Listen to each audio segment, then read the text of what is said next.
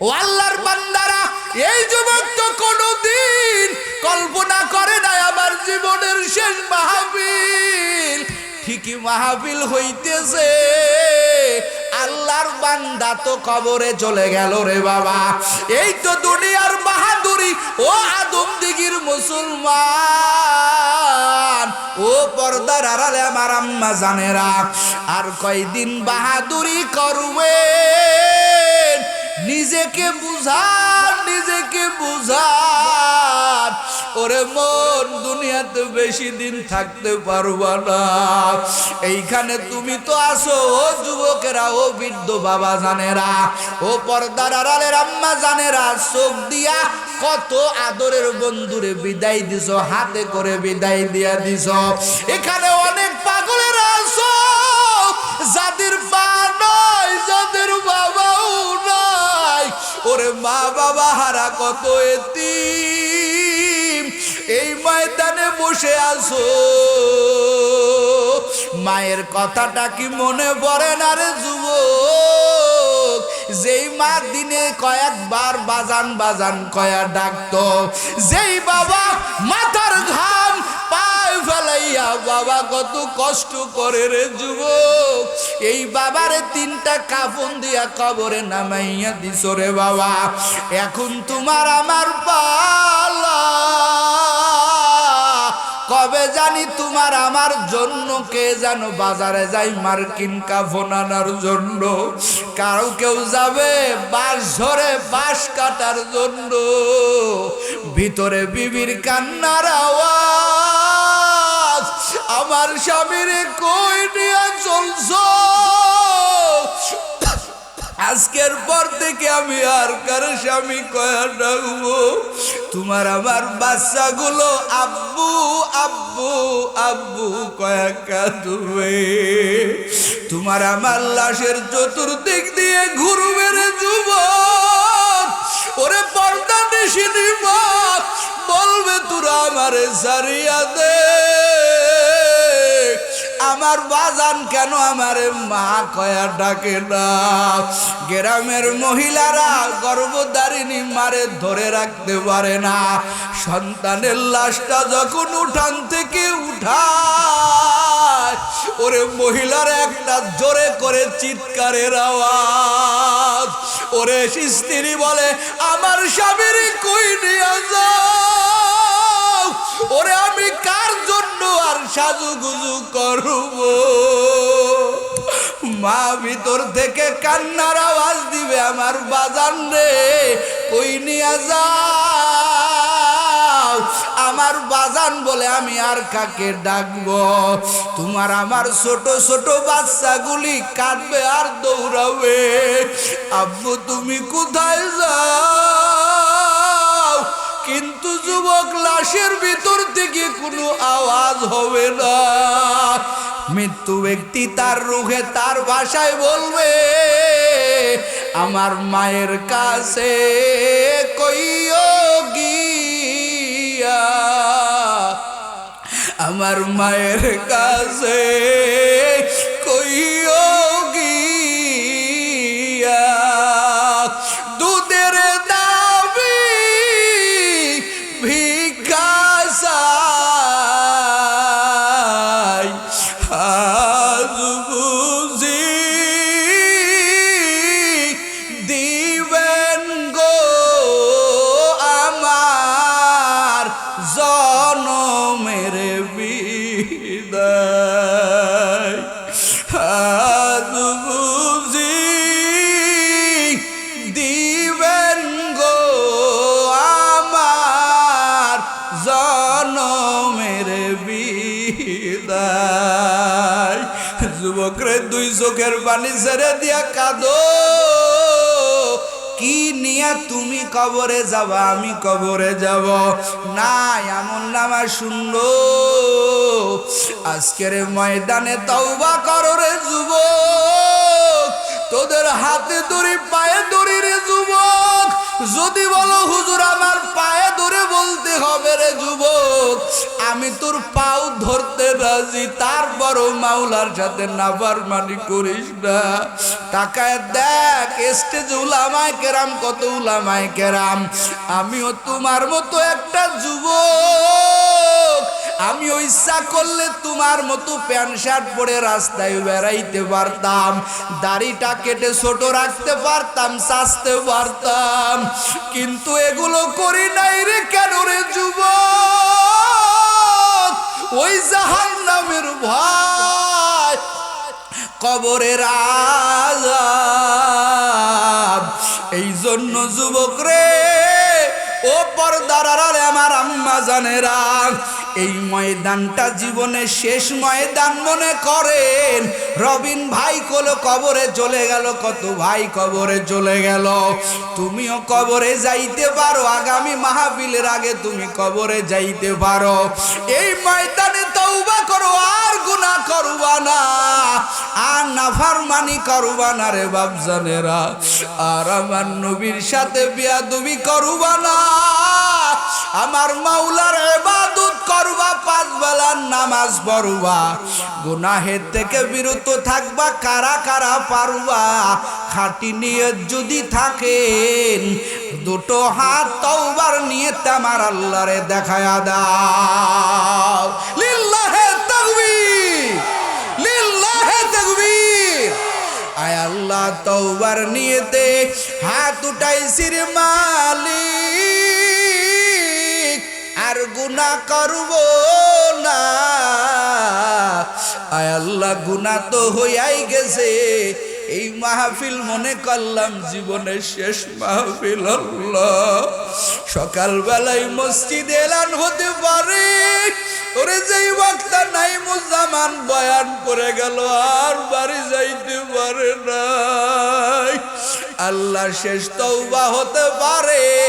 আয় আল্লাহ, গুনাহ তো করিয়াই ফেলছি। আয় আল্লাহ, তুমি গফফার, তুমি গফুর, আর গুনাহ করব না, আর নাফরমানি করব না রে আল্লাহ। বক্তা শ্রোতা সবাই তওবা কবুল করে নেও, ঈমান দিয়া, ঈমান নিয়া, নেক আমল নিয়া কবরে যাওয়ার তৌফিক আল্লাহ আপনি আমাদের দান করেন। জোরে বলেন আমিন। আইয়ুহাল্লাযীনা আমানু তুবু ইলাল্লাহি তাওবাতান নাসুহা। আমার আল্লাহ তাআলা বলেন, হে রে ঈমানদারেরা, ও আমার আদরের বান্দা বান্দিরা, তোমরা আমি আল্লাহর কাছে তওবা করো, তাওবাতুন নাসুহা করো। আমি আল্লাহ তাআলা এমন তোমার খোদা, এমন তোমার রহমান। আল্লাহ কয়, বান্দা আমি আল্লাহ তোমার জিন্দেগির সব গুনাহগুলি মাফ করে দেই। একটু জোরে করুন সুবহানাল্লাহ। আমার আল্লাহ পারে কি পারে না? এ যুবক, কেউ পারে কি পারে না? ও যুবকের দল, বনি ইসরাঈলের এক যুবকের ঘটনা আমার নবী হাদিসের মধ্যে বর্ণনা করেছেন। বলবো নি? এ কথা কোন বলবো? এই যুবক তিফিল নামক যুবক, কিফিল নামক যুবক, এই যুবকটা এক একটা রাত, বর্তমান তাদের সময়ের টাকার বর্তমান টাকায় হবে এক একটা রাত আল্লাহর বান্দা কিফিল। এক একটা রাতে বর্তমান টাকার তুলনায় প্রতি নাইটে আল্লাহর বান্দা, প্রত্যেকটা রাইটে আল্লাহর বান্দা নারীদের পিছনে 50 থেকে 70 লক্ষ টাকা ব্যয় করত। কয় টাকা? হে যুবক, কথা কও না, কয় টাকা? এই যুবকের ঘটনা নবী হাদিসের মধ্যে বর্ণনা করেছেন। রে যুবক, এই যুবক, এই কিফিল, একদিনকে আল্লাহর বান্দা একটা মহিলা ভাড়া করে নিয়ে আসলো। মহিলাটা ঘরের মধ্যে ঢুকাইছে, কিফিল যাইয়া মহিলার কাছে আগায়া গেল। এখন তাকাইয়া দেখে কিফিল ওই মহিলার দিকে তাকায় দেখে মহিলার চোখ দিয়া দর দর করে পানি পড়তেছে। কিফিল ডাক দিয়া কয়, ও মহিলা, তোমার তো জোর করে আনি নাই, আমি টাকা দিয়া কিনে কিনে তোমাকে এনেছি, এখন তুমি কেন কান্না করো?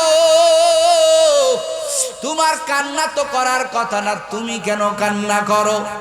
এই মহিলা কান্না করে আর ডাক দিয়া বলে, রে কিফিল, এটা আমার জীবনের প্রথম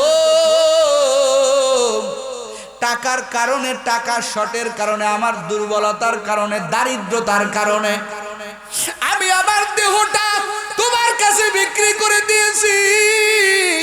এবার কিফিল ডাক দেয়া কয়, মহিলা তাহলে তুমি কেন কান্না করো? আমি তো তোমার বিনিময়ে টাকা দিব। এ মহিলা তুমি কেন কান্না করো?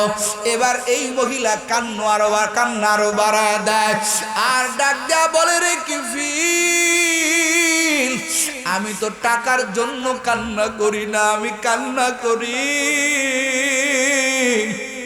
আগামীকাল সকালবেলা আমি কোন মুখ আল্লাহরে দেখাইব। ওরে ফজরের পরে, সূর্য ওঠার পরে আমার এই বুক আমার মাওলার সামনে আমি কেমনে পেশ করব? আমার মাওলা তো সব জানবে। আমার ভিতরে আমার মাওলার ভয় ঢুকানো। এরে কিফিল, আমি এই চিন্তা করে কান্না করতেছি, আগামীকাল সকালবেলা আমার এই চেহারাটা আমি আমার মাওলারে কেমনে দেখাইব, এই চিন্তায় আমি কান্না করতেছি। এরে আদমদিগির মুসলমান, ও বগুড়ার মুসলমানের পর্দার আড়ালে আমার মা বোন, এই কথা বলার পরে এই মহিলার এই কথাটা কিফিল নামক আল্লাহর বান্দার তীরের মতো গিয়া কলিজার মধ্যে আঘাত করেছে। আর কিফিল একটা চিৎকার দিয়া জমিনে পড়ে গেছে। কিফিলের কোনো জ্ঞান নাই। দীর্ঘক্ষণ পরে কিফিলের জ্ঞান ফিরল। টাকা দেখে ওই মহিলাটা পাশে বসে আছে। মহিলা ডাক দিয়া কয়, রে কিফিল, কেন তুমি চিৎকার মারলা? কিফিল ডাক দিয়া কয়, রে মহিলা, একটা রাত তুমি আমার সাথে আসছো মজা করার জন্য, বিনিময়ে আমি তোমাকে টাকা দিব। আর তুমি মাওলাকে কি পরিমাণ ভয় করো? ওরে একটা রাত তুমি আমার সাথে কাটাইবা, আর তুমি মাওলাকে ভয় করার কারণে তোমার চোখে পানি চলে আসলো। আর আমি কিফিল কেমন আল্লাহর বান্দা, এমন কোন রাত নাই আমি কিফিল জিনা করি না, আমি কিফিল মহিলা নিয়ে ফুর্তি করি না, অথচ আমার ভিতরে আমার মাওলার ভয় নাই। ওরে আমি কখনোই তো চিন্তা করি নাই আমার এই চেহারাটা আমি আমার মাওলারে কেমনে দেখাইব। কিফিল কাঁদে আর কয়, রে মহিলা, তোমার কত টাকা লাগবে নিয়ে যাও, আমার ভিতরে আমার মাওলার ভয় ঢুকে গেছে। এরে আদমদিগির মুসলমান, ও পর্দার আড়ালের আম্মা জান, কিফিলের কান্নার আওয়াজ, কিফিলের কান্না বন্ধ হয় না রে বাবা। যেই কিফিল এমন কোনো রাত নাই মহিলাদের ছাড়া আড্ডা দেয় না, মহিলাদেরকে নিয়ে নিয়ে লক্ষ লক্ষ কোটি কোটি টাকা ব্যয় করে। কিফিল কান্না করে আর বলে, রে মহিলা, তুমি আল্লাহকে এমন ভয় করো, আমার জন্য একটু মাওলার কাছে দোয়া করো, আমাকে জানো আমার মাওলা আমার মাফ করিয়া দেয়। ওরে আমি যদি এই গুনাহ নিয়া কবরে যাই, আমার মাওলার কাছে আমি কি জবাব দিব? আমি আর জিনা করব না, আমি আর আমার মাওলার সাথে নাফরমানি করব না। কিফিলের কান্না, কান্নার কান্না। এই মহিলা হাত তুলে কিফিলের জন্য দোয়া করল। নবী আমার হাদিসের মধ্যে বর্ণনা করে বলেন, আল্লাহর কি কুদরত, ওই রাতেই কিফিলের ইন্তেকাল হয়ে গেল। সকালবেলা সমস্ত মানুষ শুনতে পাইল যেই কিফিল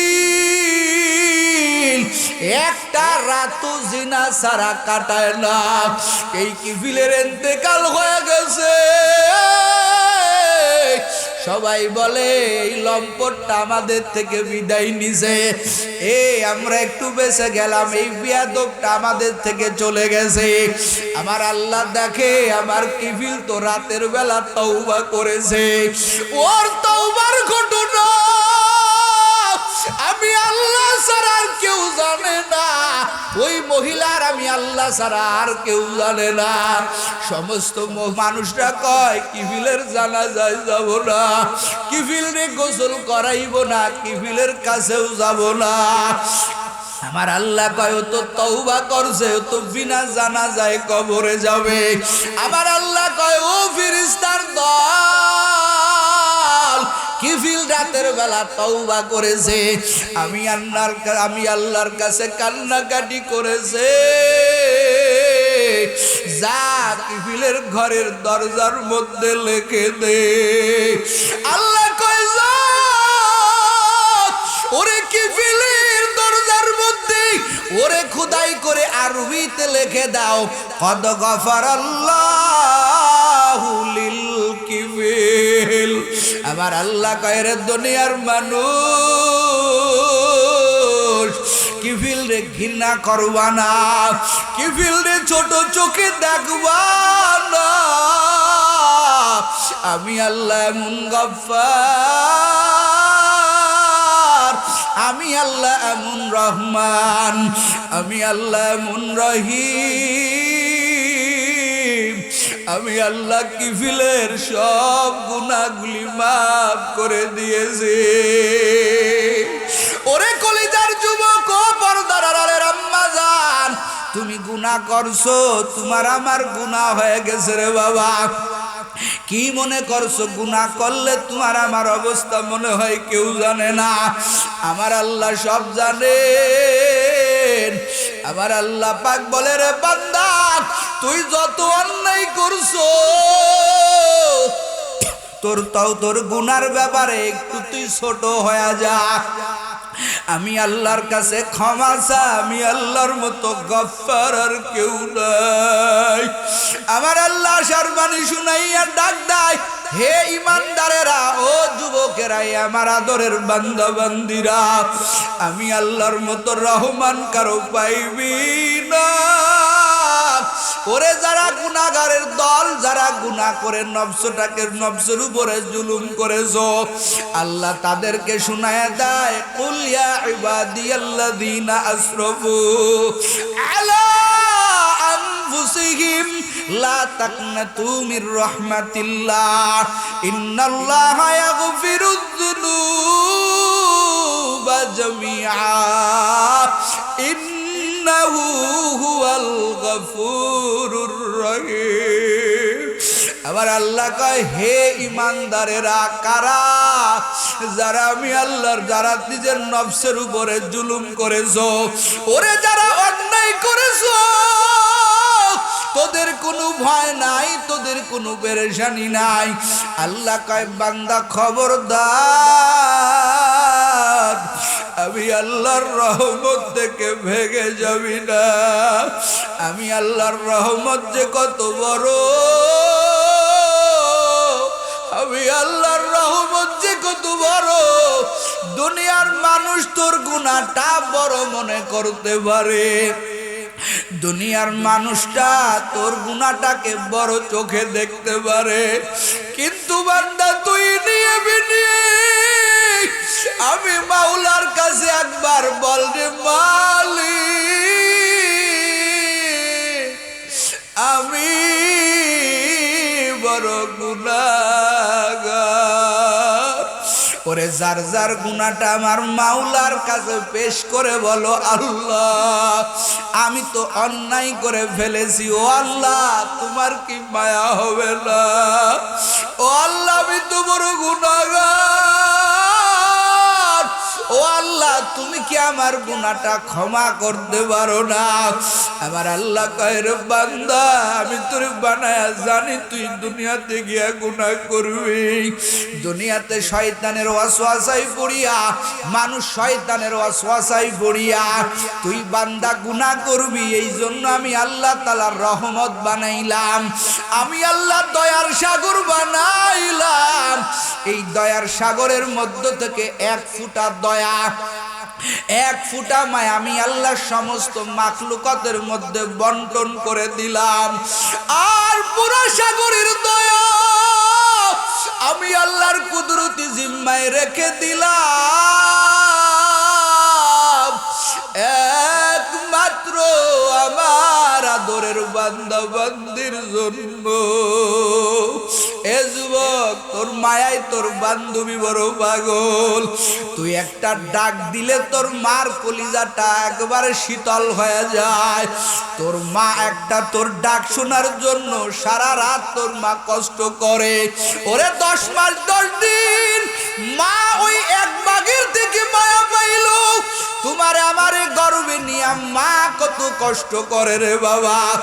এ যুবকেরা, ও পর্দার আড়ালের আম্মা জানেরা, ও আদমদিগির মুসলমান, ও বৃদ্ধ বাবা জানেরা, ও আমার কলিজার যুবকেরা, দেখ মা একটা দিন বলে না আমার কষ্ট হচ্ছে, আমার সন্তানটাকে পেটের থেকে আবর্ষণ করে ফেলো। মা একদিনের জন্য বলে না, কারণ মার দিলের মধ্যে একটা আশা, ওরে আমার সন্তান দুনিয়াতে আসবে, আমাকে একটা মা কয়া ডাকবে। একটা ডাক শোনার জন্য মা কত কষ্ট করে। মা বাচ্চা প্রসব করতে গিয়া মা যুদ্ধাঙ্গনের মতো, রণাঙ্গনের মতো, মা শহীদের মতো রক্তাক্ত হয়ে যায়। ওরে মা যখন একটা নজর দিয়া ওই কলিজার সন্তানের দিকে তাকায়, 10 মাস 10 দিনের সমস্ত কষ্টের কথা মা মুহূর্তের মধ্যে ভুলে যায়। এরে যুবক, এটা দেখেও কি বুঝিস না? ওরে এক ভাগ দয়া হাজার মাখলুকাত পাইল, এর মধ্যে মাও পাইল। ওরে মার যদি এত দয়া থাকতে পারে, বল আমার আল্লাহর কি মায়া কম? এ যুবক বল আমার আল্লাহর কি মায়া কম? না রে যুবক, না, আমার আল্লাহর মায়া মোটেও কম না। আমার আল্লাহ কয় রে বান্দা একটা বার আমার ডাক। ওরে তোর একটা ডাকের কারণে যদি তোর মায়ের কলিজাটা ঠান্ডা হতে পারে, আমি আল্লাহ এমন রহমান, আমি আল্লাহ এমন রহিম, তোর একটা ডাক দিলে আমি আল্লাহ বড় খুশি হয়ে যাই। এ যুবক, ওই আল্লাহর কাছে যাও। আল্লাহ কয় বান্দারে লা তাকনাতু মির রহমাতিল্লাহ, আমার রহমত থেকে নৈরাশ হোস না রে বান্দা বান্দি। আমি আল্লাহর মতো সাংঘাতিক রহমান আর কেউ নাই, আমি আল্লাহর মতো সাংঘাতিক রহিম আর কেউ নাই। তোর আসমান পরিমাণ গুনাহটাকে আমি আল্লাহ মুহূর্তের মধ্যে মাফ করে দিতে পারি। আমি আল্লাহর কোনো শরীক নাই, আমি মাফ করলে কেউ আমাকে বাধা দিবে না, আমি তোকে জাহান্নামেও দিলে কেউ আমাকে বাধা দিবে না। এরে কলিজার যুবক, নবী আমার বলেন ওই বান্দাদের আমলনামা ওজন দেওয়া হবে না যাদের আমলের মধ্যে কোনো গুনাহ নাই। গুনাহ হলেও বান্দা তওবা করে, কারণ যেই বান্দা তওবা করে ওই বান্দার আর কোনো গুনাহ থাকে না। বান্দার গুনাহ যত বড়ই হোক না কেন আমার আল্লাহ মুহূর্তের মধ্যে ক্ষমা করে দেয়। এ যুবক, কত ইতিহাস আমাদের সামনে। কেন তুই আল্লাহর রহমত থেকে ভেগে যাও? কেন তুই নামাজের দিকে আগাও না? কেন তুই জান্নাতের বাগানের দিকে আগাও না? কেন তুই এই কোরআন হাদিসের মাজমার দিকে আগাও না? আমার আল্লাহ তোমার আমার জন্য রহমতের দরজা খুলে ডাক দেয়, আসো, আমি আল্লাহ তোর জন্য অপেক্ষা করতেছি। একটা বার আমারে ডাক দিয়াই দেখো, তোর ডাকতে দেরি হবে, আমি আল্লাহ ক্ষমা করতে দেরি হবে না। এ যুবকেরা, কত ইতিহাস আমাদের সামনে। ওই যে নবীর যুগের সাহাবী দাহিয়াতুল কলবি, যার নাম আসছেন, এমন ভাবে তওবা করলেন রে বাবা, কেমন বড় অপরাধ। নিজের কলিজার মেয়ে, নিজের কন্যা, তুমি আমি যত বড়ই মুনাফিক হই, যত বড়ই খারাপ হই, নিজের মেয়েকে তো জীবিত দাফন করতে পারবো না। ওই যে দাহিয়াতুল কলবি, ওরে পূর্ণিমার মতো চাঁদের মতো মেয়েটার চেহারা, ব্যবসার থেকে আইসা দেখে স্ত্রী মেয়েটাকে জীবিত দাফন করে নাই। স্ত্রী কয়, রে স্বামী আমার, এত সুন্দর মেয়েটাকে আমি কেমনে দাফন করব? মেয়েটা বারবার আব্বু কয়া ডাক দেয়, ও আব্বু, তুমি এতদিন কোথায় ছিলে? তোমার জন্য আমি কত কান্না করেছি। দাহিয়াতুল কলবি নবীর কাছে কাঁদে আর ঘটনা বর্ণনা করে বলেন, ও নবী, আমার গুনাহ মনে হয় আমার আল্লাহ ক্ষমা করবে না। নবী কয়, কি হয়েছে বলো? বলে, হুজুর, আমার একটা ফুটফুটে পূর্ণিমার চাঁদের মতো মেয়ে, আমার অভ্যাস হলো মেয়ে সন্তান হলে আমি জীবিত দাফন করে ফেলি। আমার এই কলেজার টুকরা মেয়ে, ওর মা আমি ব্যবসায়ী ছিলাম, দাফন করে নাই, বড় হয়ে গেছে, আব্বা কয়া ডাকতে শিখে গেছে।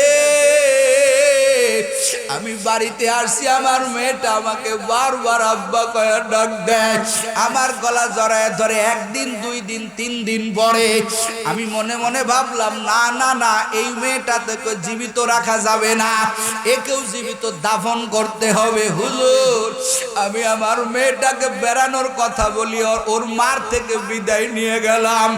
আমার মেয়েটাকে বললাম, মেয়েরে চলো, তোমার সাথে নিয়ে কোথাও বেড়ায় নিয়ে আসি।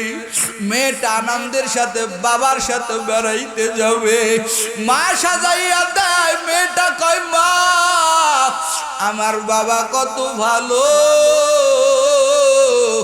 আমার বাবা আমাকে বেড়াইতে নিয়ে যাবে। মেয়েটা বাবার সাথে রওনা হয়ে গেল। এরা আদম দিগির মুসলমান নবীর কাছে ঘটনা বর্ণনা করতেছেন। দাহিয়াতুল কলবি কয়, নবী, আমার মেয়েটাকে নিয়ে আমি অনেক দূরে চলে গেলাম, একটা জঙ্গলের ভিতরে ঢুকে গেলাম, একটা জায়গায় যাই আমি একটা গর্ত আরম্ভ করতে শুরু করলাম। আমার ছোট্ট মেয়েটা কয়, আব্বু, বেড়াইতে যাবা, এখানে কেন গর্ত আরম্ভ করলাম? আমার মেয়েটা বসে বসে মাঝে মাঝে আমার দিকে তাকায় থাকে আর কয়, বাজার, ও আব্বু, এত কষ্ট কেন করতেছো? মেয়েটা মাঝে মাঝে আগাইয়া দাড়ির থেকে ময়লা সরাইয়া দেয়, মুখের ঘাম পর্যন্ত মুছাইয়া দেয়। দাহিয়াতুল কলবি কয়, নবী, আমি কেমন পাষাণওয়ালা বাবা,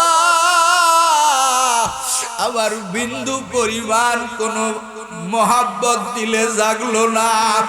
আমার গর্ত করা যখন কমপ্লিট হয়ে গেল, এবার আমার মেয়েকে ডাক দিলাম, একেবারে বাস পাখির মতো উড়ে আমার কাছে চলে আসে আর বারবার আব্বু কয়া ডাক দেয়। আমি এবার ব্যাগের থেকে রশি বাহির করিয়া, দড়ি বাহির করিয়া আমার মেয়ের হাতে পায়ে বাঁধতে শুরু করলাম। আমার কলেজার মেয়েটা বারবার কয়, আব্বু, কেন তুমি আমার হাতে পায়ে রশি লাগাইতেছো? মেয়েটার বুঝতে আর বাকি নাই, আমি ওকে মেরে ফেলবো। আমার মেয়েটা, হুজুর, আবার একবার পা জড়ায় ধরে, আবার একবার হাত জড়ায় ধরে আমারে কয়, আব্বা, তুমি আমাকে মারিও না, ওরে তুমি আমারে জড়িয়ে দাও, আমি এই দেশে ছেড়ে চলিয়া যাব, তোমার এই জন্মভূমি থেকে আমি অন্য দেশে চলে যাব, তোমাকে আমি মেয়ের পরিচয় দিব না, তারপরেও তুমি আমাকে মারিও না। এরে আদমদিগির মুসলমান, দাহিয়াতুল কলবি নবীর কাছে ঘটনা বর্ণনা করে, নবীও কাঁদে, দাহিয়াতুল কলবিও কাঁদে। দাহিয়াতুল কলবি বলেন, নবী আমি কত বড় পাষাণওয়ালা বাবা, আমাকে আমার আল্লাহ মনে হয় ক্ষমা করবে না। হুজুর গো, আমার মেয়েটা সেকেন্ডে সেকেন্ডে আব্বু আব্বু কয়া ডাকতেছে, আমার মেয়েটা বলতেছে, আব্বু তুমি আমারে মারিও না, আমারে সারিয়া দাও, আমার মা থেকে তুমি আমারে মিথ্যা বলে নিয়ে আসলা, ও আব্বু তুমি আমারে সারিয়া দাও। দাহিয়াতুল কলবি কয়, নবী আমি তো পাষাণ, আমার হৃদয়ে কোনো মায়া নাই, আমি আমার কলিজার মেয়েকে ওরে ধাক্কা দেয়া ওই গর্তের মধ্যে ফেলে দিলাম রে পয়গম্বর। আমার মেয়েটা গর্তের মধ্যে পড়িয়াও কয়, আব্বু তুমি আমারে মারিও না। হুজুর গো, আমার পাষাণ হৃদয়, আমার ভিতরে কোনো ধরনের কোনো মোহাব্বত জাগলো না।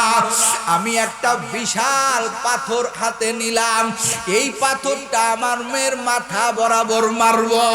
ওই পাথরটা যখন আমি হাতে নিয়েছি, আমার মেয়েটা গর্তের ভিতর থেকে বলতেছে, রে আব্বু ওই পাথর তুমি আমার মাথায় মারিও না।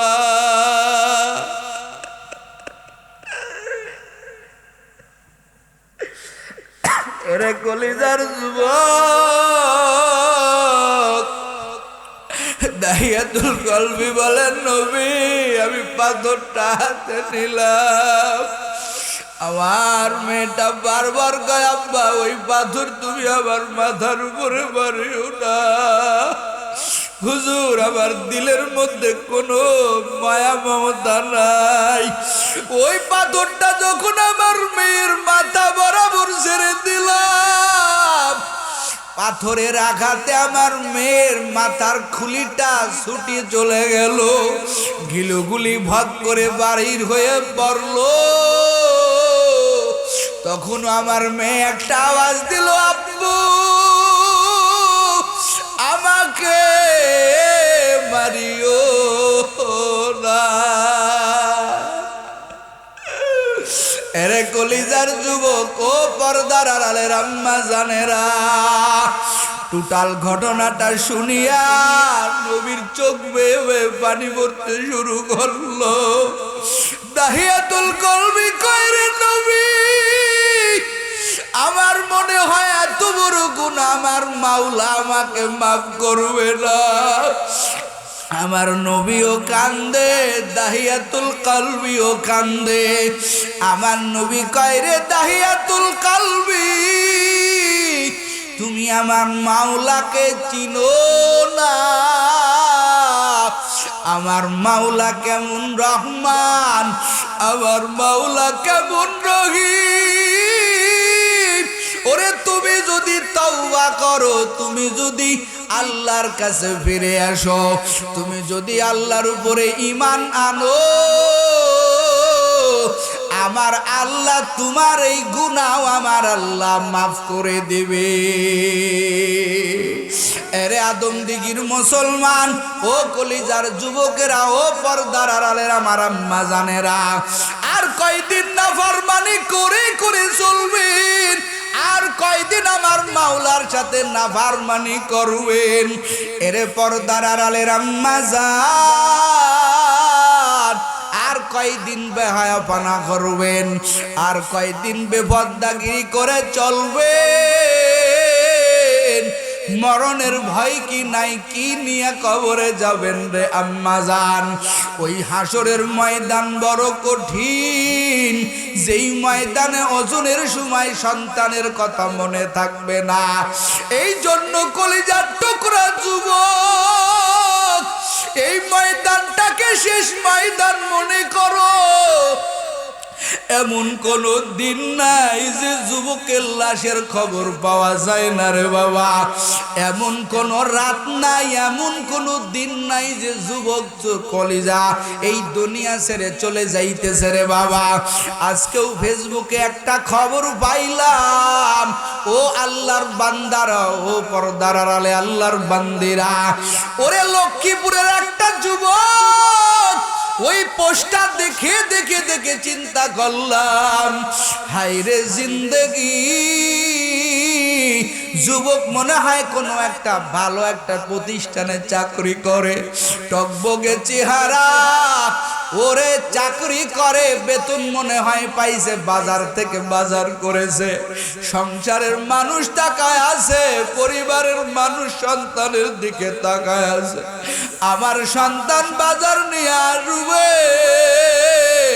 মা তাকায় আছে আমার সন্তান বাজার নিয়ে আসবে, স্ত্রী তাকায় আছে আমার স্বামী বাজার নিয়ে বাড়ি আসবে, সন্তানগুলো তাকায় আছে আমার বাবা বাজার নিয়ে বাড়ি আসবে। ওরে ঘটনাটা শুনলাম, ফেসবুকে পড়লাম, যুবক বাড়ি পর্যন্ত আসতে পারে নাই। ওই হুন্ডা অ্যাক্সিডেন্টে যুবক লাশের মিছিলে সামিল হয়ে গেল। যুবকের বাজারগুলো রাস্তার মধ্যে জড়াই আছে। একজন পোস্ট করেছে, হায়রে জীবন, পরিবারের তাগিদ মিটাইতে গিয়ে যুবক চিরতরের জন্য চলে গেল। হুন্ডাটা ভেঙে ভেঙে টুকরো টুকরো হয়ে পড়ে আছে। ইলিশ মাছ কিনেছে, বাড়িতে যাইয়া বিবির সাথে খাইবে, মায়ের সাথে খাইবে, বাবার সাথে খাইবে। ওরে মাছ তো বাড়ি পর্যন্ত গেল না রে যুবক। যুবকের পেশদ সদায়ের ব্যাগটা রাস্তার উপরে পড়ে আছে, মাছগুলো সিটায় পড়ে আছে, অন্যান্য সদাইগুলো সিটে সিটে পড়ে আছে। এই তো জিন্দেগির যুবক। এই যুবক কখনো চিন্তা করে নাই আমি আর বাড়িতে যাইতে পারবো না। বয়ানে এখানে ওঠার আগে আপনাদের এলাকার কিছু যুবক বলল, হুজুর রবিন নামক একটা ছেলে মনে হয়, এই তো মনে হয় 2 বছর আগে এই মাহফিলের পোস্টার মারতে গিয়ে আল্লাহর বান্দা অ্যাক্সিডেন্টে মারা গেছে। ঠিক নেই?